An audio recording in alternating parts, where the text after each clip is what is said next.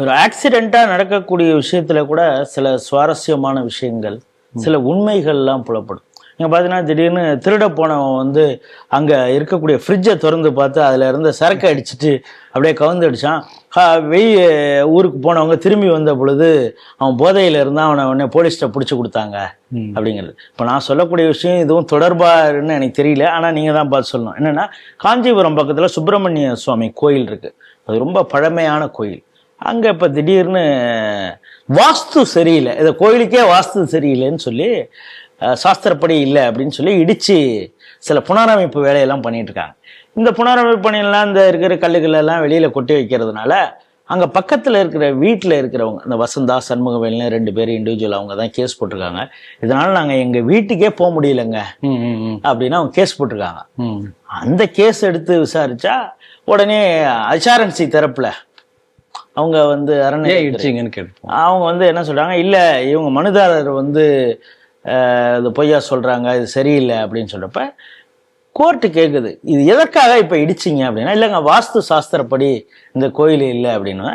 அப்புறம் அவங்க இந்த போட்டோலாம் எடுத்து இந்த ஜட்ஜு பார்க்கும் பொழுது இந்த கோயிலே ரொம்ப பழமையானது மாதிரி இருக்கு, புராதனமானது மாதிரி தெரியுது, இதுல எல்லாமே அற்புதமான கட்டடக்கலையோட கட்டியிருக்கிறாங்க, இப்ப நீங்க இதை இடிச்சிருக்கீங்க, இது மாதிரி கட்டுறதுக்கு இப்போ கொத்தனாரே கிடையாது, நீ எந்த அடிப்படையில நீ இடிச்ச, இப்ப எனக்கு வந்து நீ இது எத்தனை வருஷத்தியான கோயில், இதுல என்ன பிரச்சனை இருந்தது, நீ அதனால புனரமைப்பு பணி பண்ற, எல்லா டீட்டெயிலும் எனக்கு இப்போ கொடு, இது வந்து மனசாட்சிக்கு விரோதமானது நீங்க இடிச்சிருக்கிறது அப்படின்னு ரொம்ப கடுமையான கண்டனத்தை நீதிபதி பதிவு செய்திருக்கிறார். இதை எப்படி பாக்குறது? ஹெச்ஆர்எம்சிக்கு மனசாட்சியே இல்லை, அதனால அவங்க இப்படிதான் செயல்படுவாங்க. இடிச்சு திருப்பி வேற மாதிரி கட்டினோம்னா நிறைய கமிஷன் வரும் இல்லையா, அப்படி சொல்ல முடியுமா கோர்ட்ல? அதனால இந்த மாதிரி வாஸ்து சொல்லியிருப்பாங்கன்னு நினைக்கிறேன். ஆகவே இடிப்பதற்கான ஒரு சாக்கு வாஸ்து இது. போன செய்தியில் நான் சொன்னேன், இந்த மாதிரி ஒவ்வொரு கோயிலுக்கும் தல புராணங்கள் இருக்கும் என்றெல்லாம் சொன்னேன். அதே போல ஒரு கோயில் ஏன் மண்டபம் வந்திருக்கிறது, இங்க ஏன் நந்தி இருக்கு? இப்போ உதாரணத்துக்கு ஒரு கோயில் வந்து சிவனுக்கு எழுத்து மாதிரி நந்தி இருக்கும், சில கோயில் நகுந்து இருக்கும், அதுக்கு ஒரு புராண கதை இருக்கும், அந்த ஸ்தலத்துடைய கதை இருக்கும். நீ வாஸ்து சிலையில் இடிப்பிய போய் அந்த கோயில்ல அப்படி பண்ண முடியாது. சில கோயில வந்து சாமியே திரும்பி இருப்பாரு, ஜன்னல் வழியா, இப்படியே பல விதமான ஏற்பாடு இருக்கும். அப்ப ரெகுலரா ஒரு ஜென்ரலா ஒரு ஆலயத்தை எப்படி வாஸ்து இருக்கணுமோ, ஒரு ஆகமம் எப்படி இருக்கணுமோ, சில கோயிலுக்கு மாறிதான் இருக்கும். அதுக்கு சில காரணங்கள் இருக்கலாம். அதை இடிக்கிறதுக்கு உனக்கு வந்து உரிமை கிடையாது, எப்படி இருக்க முடியும்? அந்த கோயில ஸ்தபதி ஒருத்தர் கட்டியிருப்பார் இல்லையா, அவருக்கு தெரியாத ஒரு வாஸ்து உங்களுக்கு தெரிஞ்சிருமா?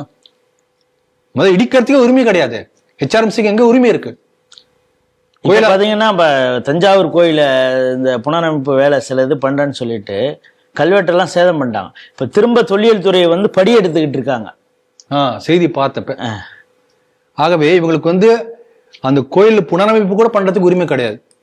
வரவு செலவு கணக்கு பார்ப்பதை தவிர வேற எந்த வேலையுமே வந்து ஹெச்ஆர்எம்சி கோயில் நிர்வாகத்தை செய்ய முடியாது என்பதுதான் ஹெச்ஆர்எம்சி எழுதி வைத்திருக்க சட்டமே சொல்லுது. அப்ப எப்படி இதெல்லாம் பண்ண முடியும்? இப்போ உதாரணத்துக்கு பாருங்க, எல்லா கோயிலையும் வந்து சிவபெருமான் இடது காலை தூக்கி இருப்பார், இடது பதம் தூக்கி ஆடும் அப்படிதான் பாட்டே வரும்.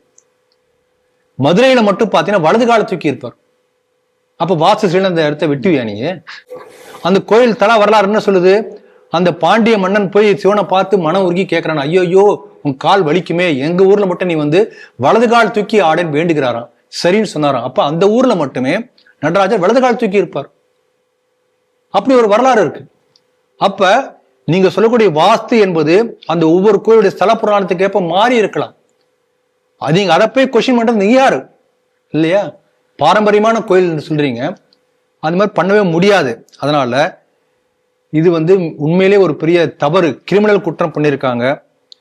இதே போல வந்து பாருங்க, கோயில் இடிப்பு நாம் பலமுறை பார்த்திருக்கோம். கோயில இடிச்சு வந்து கிட்டத்தட்ட 100கணக்கில் கோயில்களை இடிச்சிருக்காங்க, சோறு இடிச்சிருக்காங்க திமுக ஆட்சிக்கு வந்த பிறகு என்று அண்ணாமலை அவர்கள் கூட சமீபத்தில் ஒரு பேட்டியில சொன்னார்.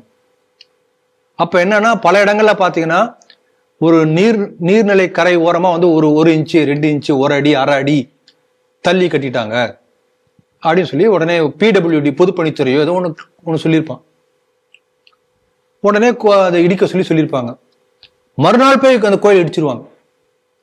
அந்த 100கணக்கான கோயில்கள்ல ஒரே ஒரு கோயிலுக்கு கூட HRMC அப்பீலுக்கு போயிருக்கா பாருங்க, மேல்முறையீடு போயிருக்கா? கோயிலை காப்பாற்ற வேண்டியது இவங்க தானே. இல்லப்பா என்ன ஒரு இன்ச் தானே நாங்க பாக்குறோம், ஏதோ ஒண்ணு சொல்லுங்களேன். திருப்பரங்குன்றம் வந்தப்ப என்ன பண்ணீங்க? கள்ளத்தி மரத்துல கொடி கட்டினது கூட கண்டுக்காம இருந்தீங்க. அங்க தீபத்தூணில் தீபம் ஏற்ற வேண்டும் என்று கோர்ட் ஜட்ஜு உத்தரவு கொடுத்த பிறகும் கூட அதை பண்ணாம மேல்முறையீடு பண்றாங்க. அப்ப கோயிலை காப்பாற்ற வேண்டிய அருகதையை இந்த HRMC இழந்து விட்டது. தெளிவா தெரியுது. தொடர்ந்து கோர்ட் பலமுறை சொல்லிக்கிட்டே இருக்கு. நாம வாரத்துக்கு 2-3 செய்தி HRMC பத்தி நம்ம பேசுறோம்.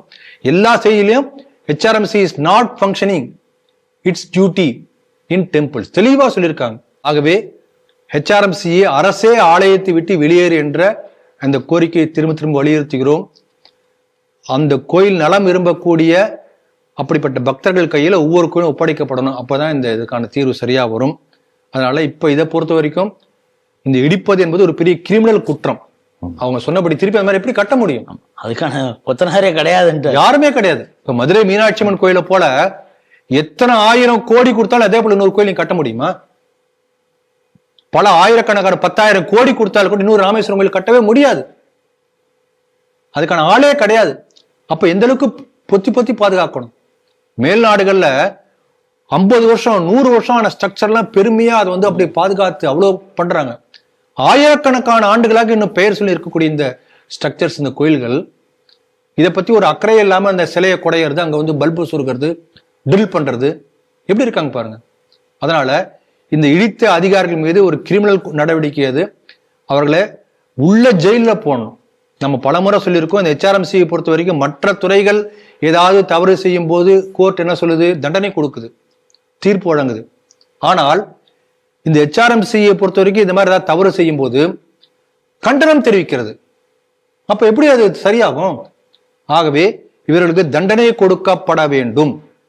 ஒரு புராதனமான கட்டடத்தை அனுமதி இல்லாமல் இடித்ததற்கு என்ன தண்டனையோ அந்த தண்டனை கொடுக்கப்பட்டால்தான் இது போன்ற தவறுகள் வருங்காலத்தில் நிகழாமல் தடுக்கப்படும்.